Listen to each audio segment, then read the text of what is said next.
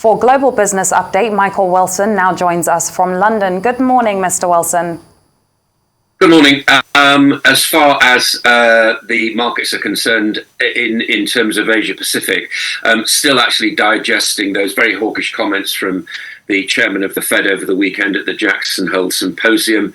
A realization, I think, growing now that the United States is going to risk a recession in order to tame inflation. That's the bottom line, basically. So Hong Kong down, Kospi down, Shanghai composite fractionally higher, Shenzhen component shedding about 0.2%. So basically, if you take a whole look across the whole of that particular region, markets down about 0.3%. The IMF is giving a $1 billion package to Pakistan to try to help it avoid a default. The IMF program is agreed by the Prime Minister that it will actually put the economy back on track. I'm sure I don't need to remind you that they've recently had floods which have killed over 1,000 people. Inflation is running at 45%, and the floods have destroyed the rice and cotton crops. So the economy there is in a great problem, as are politics as well, because Imran Khan, who was ousted in April, is now rising in popularity again. Let's turn our attention to the United States. A brief recap there. Falls yesterday on the stock market, as you'd expect, and futures inching upwards this morning, but not an enormous amount. It's giving back most of its summer gains now. And I want to draw your attention to a paper which was circulating around the Jackson Hole Symposium over the weekend, and it's had an effect on the markets. Actually, I don't necessarily have a great deal of faith in these papers going around written by academics, but this one is saying that the Fed rate hikes won't bring down inflation if government spending remains high, which is pretty obvious, isn't it? The one's from Johns Hopkins University, and the other one it works for the Chicago Fed. So these people are seen to be at the heart of what's going on. There is an economist called Stephen Roach who served as chair of Morgan Stanley Asia, and he's now saying that the US requires a miracle to avoid a recession. It's a big week in the European Union. No specific news yet, but we're going to get some inflation figures from the European Union towards the end of the week. And the ECB rate decision, which is next week, presumably will be 50 basis points. That's what people are expecting now. But there's a thought that it may even be higher than that. And the latest ECB talk has been relatively hawkish about what's going on there. The European Union Commissioner, Ursula von der Leyen, is preparing an emergency intervention. They're talking right now about the energy markets and so on, and what they can actually do. Czech officials have been talking about capping natural gas use for power generation. The EU itself will meet, as I say, on September the 9th, and we'll get an idea of interest rates and all the rest of it then. But already the ECB chief economist Philip Lane is saying it would be a mistake to raise them rapidly. He won't be joining calls for a big increase. He thinks it should all happen incrementally. Here in the UK, the Chancellor, as he is at the moment anyway, Chancellor Nadhim Zahawi is visiting the United States to look at maybe international ways of trying to fix the cost of living crisis. Labour, of course, has criticised the trip, saying this is where the action is. You ought to be here rather than going away. If Liz Truss should be the next Prime Minister, and it looks likely she is a front runner in the two-horse race now. She's going to, amongst other things, front and centre, of course, is the cost of living crisis and the energy crisis. It's expected that what she will do is grant quickly very many licenses to drill for oil in the North Sea. However, the boss of Shell has said that Europe faces years of energy rationing now, a really tough winter. Other people are saying within the European Union that we could be facing 5 to 10 very, very tough winters investors, indeed. All bets are off as far as the energy prices are concerned at the moment. Oil, the one thing about oil I think everybody has to agree on is that the market is relatively tight right now. It's all down to OPEC Plus and whether they're going to carry through their production cuts. The price of oil has been trending lower, but I think it's a pretty fair bet that it will be rising above $100 a barrel fairly quickly, fairly soon. And finally, Bitcoin. I look at cryptos occasionally. As you know, Bitcoin briefly dropping below 20,000 to the lowest level since mid-July. Investors dumping risky assets, but also, of course, what they're seeing is that interest rates are rising elsewhere to try to get ahead of inflation, and therefore people are moving away from Bitcoin, last trading at $20,266 a piece. That's the global view. So, Michael, I'd like to ask, what's the sense? And I see the point of view of the economist, the one from the Fed in Chicago and the other one formerly of Morgan Stanley. That what's the sense in what the American government is doing? There's independence of the Fed. The Fed is increasing interest rates to curb liquidity, which was the problem initially, because we all know this inflation started from during COVID liquidity because of the government spending, cash checks to people of $1,000 each and all of that. But Biden has still passed a bill for $400 billion that he says is for reducing inflation. So he's still putting liquidity in the system when liquidity is the problem. What's the sense in that? And secondly, I thought England had oil. I thought Great Britain or UK, United Kingdom, had oil in the Scottish seas. Why can't they tap from their gas? So why is it now they're just drilling for that because of this crisis? Well, as far as oil is concerned, yes, you're absolutely right. The islands are built on oil. The North, the low-hanging fruit, if you like, has already been taken out of the North Sea. The drilling is much more difficult now, and it is quite complicated because there is always the question of who actually owns the oil. The Scots think it's theirs, the international companies think it's theirs, and so on. And the environmentalists are having a bigger and bigger say at the moment. So I think what Liz Truss is trying to do, should she become Prime Minister, which does look likely, is to try to push through some of those licenses. It's getting more difficult to extract. To say that the big stuff's already been taken out, it gets more and more expensive. But that's what they pay the bills for. As far as the United States is concerned, yeah, of course, but Biden, as I've always maintained, and I think we agree on this, is that he's looking towards. He's a politician. He's looking forward to midterm elections, and he's been looking forward to the final term elections as well. And I think pushing through this infrastructure bill, I said at the time, it was renamed. It was Build America Better, wasn't it? Or Build Back America Better, or something like that. And it's changed its name to the anti-inflation bill. I don't see it myself at all, never have. Couldn't agree with you more. Actually, printing money from the public presses increases inflation. And that's what the Fed's chasing right now. Yeah, I couldn't agree more. Well, Michael, if I could come in here. First, the EU leaders, speaking, I guess, through Ursula von der Leyen, the European Commission president, says, look, they need to find a new market model for electricity. And one suggestion is that the model will include decoupling gas and electricity and looking in the direction of maybe sustainable energy. Is that something that can be done in the immediate term, considering the fact that, one, Shell is saying that the energy crisis is not likely to go away quickly because there are no quick fixes. And Elon Musk, at a conference, was it this week or over the weekend, was saying that, look, don't let us deceive ourselves. Oil and gas extraction will be with us for a very long time. And those talking about energy transition, yes, they can work on sustainable energy, but there will be oil and gas. The other matter raised by Elon Musk, I don't know whether you want to comment on that, is the issue of populating the planet and how we may face population collapse as a result of dropping birth rates. But maybe you don't want to talk about that.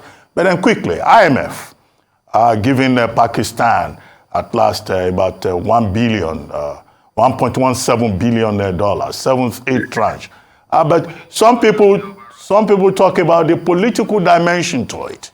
They say it has taken IMF to force a regime change in Pakistan before it could get to this particular point. And there are lessons, really, that other countries like Sri Lanka and others heading towards the IMF can learn from what has happened there. Of course, IMF will say it's not involved in local politics, but there are some analysts saying that, look, it took a regime change before we could get to this point with the IMF bailout in Pakistan.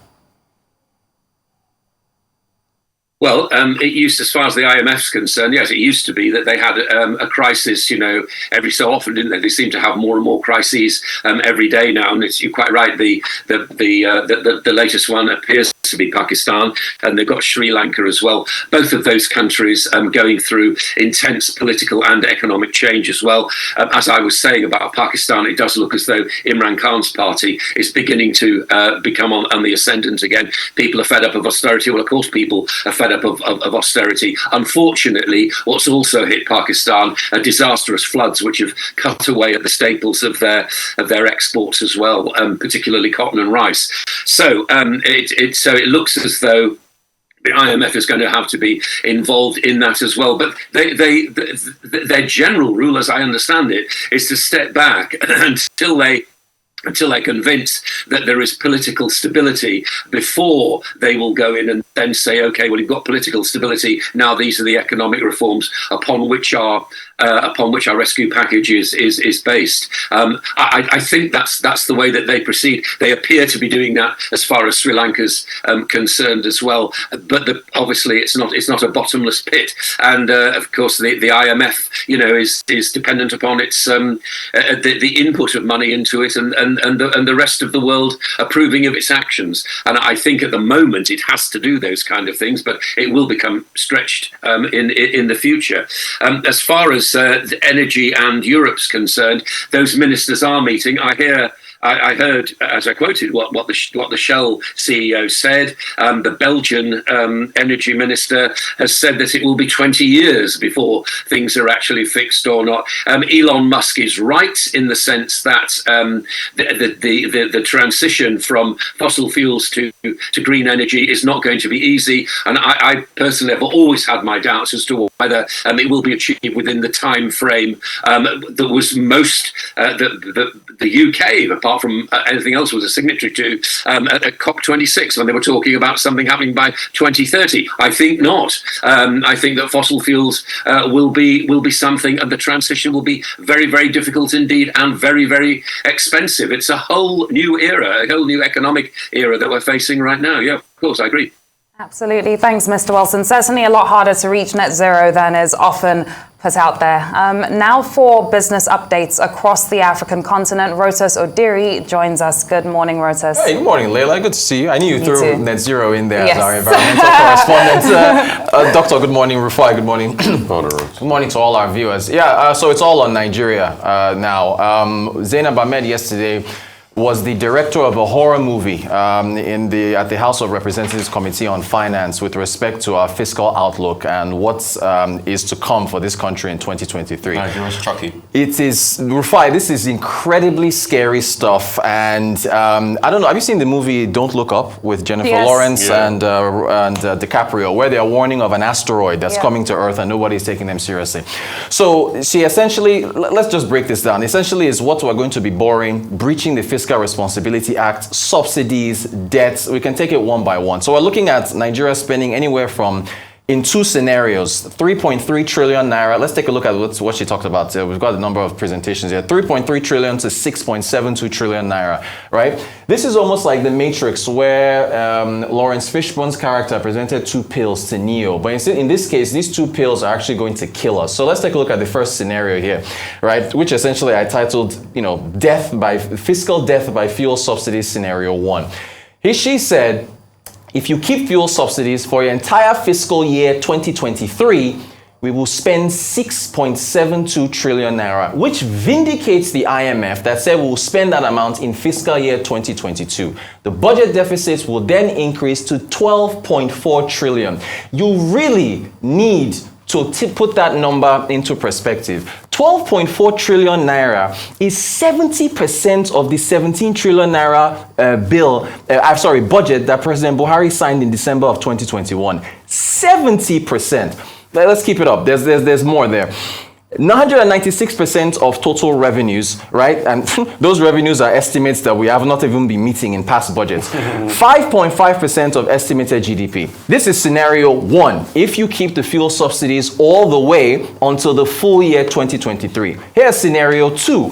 Scenario 2, if you remove the subsidies by June of 2023, very, very convenient for this government to do when they even won't be around here by this time next year. If you keep it up until June 2023 and remove them, you'll spend 3.3 trillion. Your budget deficit will be 11.3 trillion, 5.01% of estimated GDP. Zainab Ahmed spent most of her time here on scenario 2 as what she thinks is where we're going to be.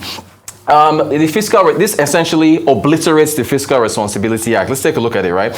Where it essentially states that you cannot spend more than 3% of your 3% of GDP for debt. Aggregate expenditure, aggregate amount appropriated by National Assembly shall not exceed 3% of the estimated gross domestic product for any sustainable percentage as may be determined by the National Assembly. Now you can wait for the irony here. Subsection 2, this is section 12, subsection 1. If you take a look at subsection 2, it says that the president can breach it if there is a clear and present threat to national security or sovereignty of the Federal Republic of Nigeria.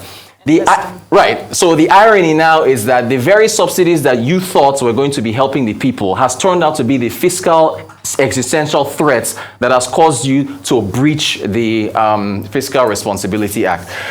It continues. We've also got, I believe, the borrowing revenue mix. So she says, okay, going by scenario 2, to fund the 11.3 trillion fiscal deficit, you're going to look at 9.3 trillion naira in new borrowings. Again, ladies and gentlemen, this is if you remove subsidies by June. This will be more if you take it up to December. Anyway, 7.4 trillion domestic borrowing. Now you're essentially crowding out the private sector by pumping that into looking for 7.3 trillion. 1.8 trillion foreign.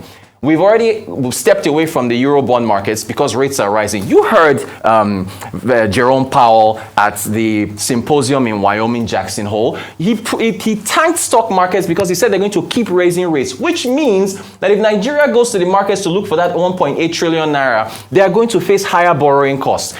Then, this is the rosy part. He said 206 billion generated from privatization proceeds, essentially selling of assets, and then 1.7 trillion for multilateral project-tied loans.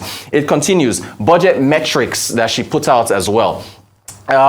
Expenditure, again, on scenario 2. Scenario 2, not 1. If you remove subsidies by June, 19.76 trillion naira that is spent. This already exceeds your entire budget of 17 trillion for 2021. Oil production, 1.6 million barrels per day. We saw the GDP numbers for Q2. We barely did 1.4 million barrels per day. So that's just rosy. Exchange rate, look at that. 435 naira per dollar. Inflation at 17.1%. How do you go to the domestic market to look for 7 trillion naira when inflation is at 17%? What do you expect investors to be compensated with when they're facing a negative real rate of return? I don't know. What else? This is such a long list here. The impact on debts. Current debts, 41.6 trillion naira. That's as of Q1 2022. If we go with the borrowing, it could push 50s. I don't even know if the ways and means is even calculated in there, right? No, I'm not sure it's always that. I don't think that's calculated in there. That's plus 20 trillion. Then she mentioned the significant revenue threats. This is where she sounded like Jennifer Lawrence in Don't Look Up. She said crude oil production is a threat. Crude oil production, why is it a threat? Because it's low. Oil theft now feeds into this. That is honestly the biggest threat that we're facing in this country aside from fuel subsidies. And she said the fuel subsidy deduction from the Federation account by NMPC is another threat that we are facing. We had yesterday a panel discussion with Tilewa Adebajo, Chinwe Egwim of Coronation Merchant Bank, Professor Joseph Nana of the Chief Economist at the Nigeria Development Bank. Here's what Tilewa Adebajo said about subsidies yesterday on the Global Business Report. Subsidies should have been removed at 15% a year. If we had removed the subsidies 15% every year over the last 7 years, we would have resolved this problem. Even now, if we just take 10-15% of the subsidies, we'll be there, because the subsidy regime is distorting our economy, and of course, it is impacting on our manufacturing competitiveness. Well, I think I sent these to everybody, right? You guys checked it out. And I saw that on Twitter. That was quite interesting. Yeah. Whose responsibility is it to inform Nigerians of what you will pay at the pump if subsidies are removed? Whose job is it? The government, economic think tanks? Is it us here in the media? Is it labor unions? Or is it all of the above? So that's where we leave it right now. I mean, that's a good point. Yeah. And it's on Twitter as well. So everybody watching should go vote. So the shocking thing is this. Is there anything more shocking than those numbers? No. It's a full horror story, but pretty much reminds me of, I think it was Goldfinger. Yeah. 007. Yeah. There used to be a villain called Odd Job, the Japanese stout guy that always throw his cap. Yeah. So, and when he throws the cap, it cuts you off. Either ways, the cap will cut us off. Yeah. But let's think of solutions. Either ways, we'll be doomed. Yeah. I'm sure a certain Emir Sanusi now is like the Nostradamus. That video from... The man that saw tomorrow. So Emir Sanusi, Lamido Sanusi, you are the Nostradamus of Nigeria today. Because in 2012, when we had the subsidy debate, these were all the things you said. It just reminds me of the Chinese adage that the best time to plant a tree is 20 years ago. The second best time is now. Emir Sanusi, you are the Nostradamus. You saw the future, actually. But everybody ignored you. And I'm sure they're watching now. How can we get out of this? We have to bite the bullet. Immediately. We have to bite the bullet. The subsidy has to go up. Now. Go off now. Just remove it. I'm probably sure they are going to take scenario 2 that says 3 trillion in subsidy, cut half year just after the elections. But they won't even be in office. But they won't be in office when that happens. Who cares? They'll pass it on to you and run away. So I'm sure they're going to take 2. But some ways of recovery. I don't believe in government selling their assets. 206 billion is too small for the level of debt capital we have in this country. And Doyin Salami, who is the new chief advisor to the president on the economy, had already released that document last year when he said to sell assets. He's been talking about this since. We haven't heard from Doyin Salami since he's been appointed. Let's see how we can utilize the debt capital, bite the bullet, make long-term investments, take our fate. Tight up your belt. We're going to the IMF at this point. We'll have to go. At this point. Going. At this point, problem.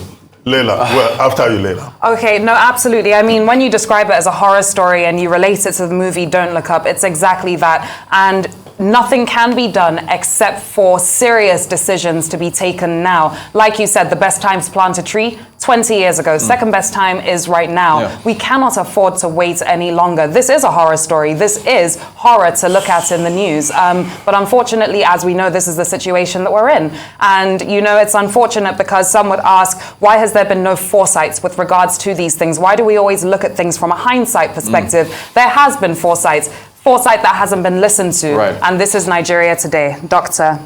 Yes, okay. I will just throw the same line as Leila, that you started by talking about a horror movie. Now, the only thing that we need to add is that in those scenes and acts that you define, we are the players. Right. And we are the victims of the horror that is upon us. All of those scenarios that you have looked at, well, this is still a proposal. It's an appropriation act. And the members of the National Assembly will still have to take a critical look at it and then decide what they think is best. But I share the view, expressed by Zainab Ahmed, the Honorable Minister, when she said that what is before us simply means that all the formula we've been adopting is not working. Exactly. Yeah. That nothing is working, and she recommended that if what we've been doing so far has not worked, then Nigeria will have to adopt a different approach. What is that best approach? She herself talked about subsidy, which is not sustainable. We've been on this for more than a decade. And all those scenarios you presented will be the effect of a subsidy. But even if you remove a subsidy, there are still other issues. Revenue underperformance. Yep. There is also efficiency in terms of performance at the subnational levels. There is still also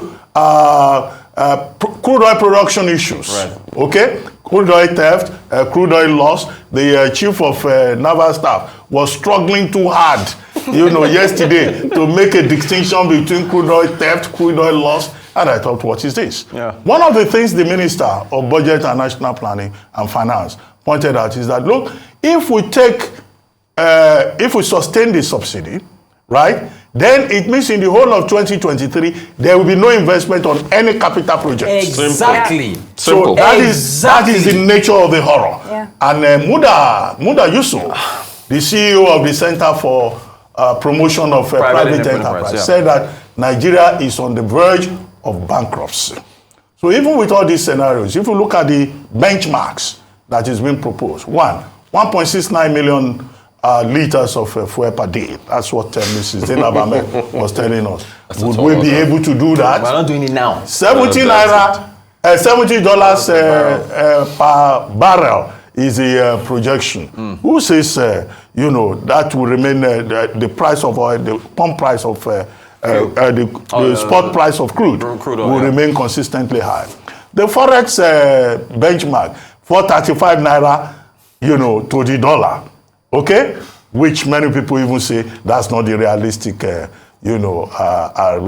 And then, of course, we are also being told that the projection for GDP growth is 3.75. 3.75% is still very low. Incredible. In fact, it even confronts us further with the reality of the horror that you talk about. Okay, all of this, thinking differently, adopting a different approach. I hope the presidential candidates will be part of this conversation. They have to. That Mrs. Hamad, has drawn our attention to. So that if they have any ideas, these new ideas that the Minister of Finance is looking for, maybe they will focus on it. Since one of them is going to end up as president of Nigeria next year. Otherwise, from horror, we may move to chaos. They just left the WhatsApp group. Literally, and the asteroid hit. Oh, boy. All right.